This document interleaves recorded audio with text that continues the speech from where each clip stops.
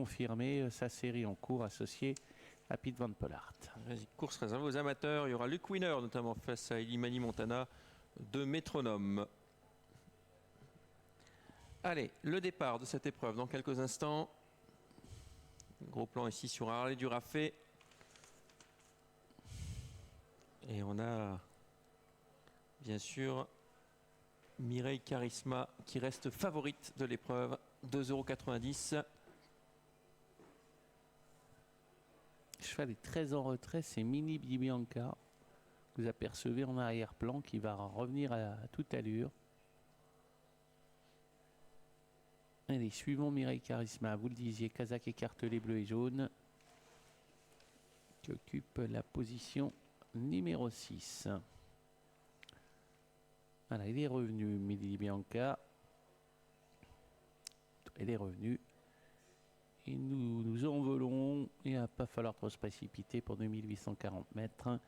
Un départ qui sourit tout de suite au numéro 2, Fox Rinja, au numéro 3, Imperator Star, à Lolith Foss également qui a foncé pour se diriger vers les premiers rangs, début de course pour se diriger vers le premier tournant. Maintenant, c'est le numéro 5, Lolith Foss, qui s'installe aussitôt en tête devant le 7, Harley du Raffet. Troisième place pour le numéro 2, Fox Rinja.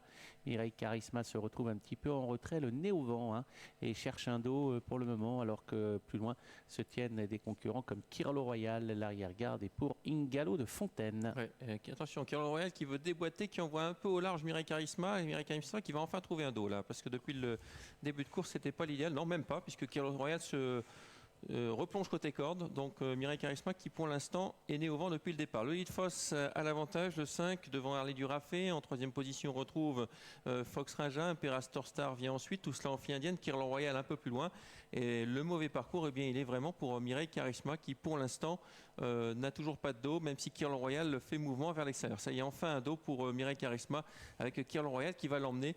Go Prior venant un peu plus loin. À l'arrière on retrouve notamment Ingalo de Fontaine. Ouais, qui ferme la marche avec l'As qui accélère Kirlo Royal et qui a laissé sur place Mireille Charisma, qui n'a pas pu suivre ce démarrage et qui est toujours le nez au vent dans la ligne d'en face. Un parcours vraiment épouvantable pour Mireille Charisma. Pendant ce temps-là, l'As Kirlo Royal vient en tête, va relayer peut-être Lolith Foss, voilà qui est fait. Troisième place pour Harley du Raffet, la quatrième pour le 2 Fox Rinja, alors que plus loin se tiennent des concurrents comme Imperator Star, Mini Bianca, Mireille Charisma. Et puis parmi les derniers, c'est Ingalo de Fontaine avec Junior Walker. C'est vraiment pas le parcours rêvé pour Mireille Charisma, qui est vraiment toujours le nez au vent, alors que Kirlo Royal a pris l'initiative, lui, et s'est rabattu en tête devant Lolith Foss, le numéro 5. Troisième position, le 7, Harley du Raffet. Mireille Charisma qui reste là, quatrième désormais, qui emmène Go Prior. Un peu plus loin encore, on retrouve Fox Rinja qui est calé le long de la corde.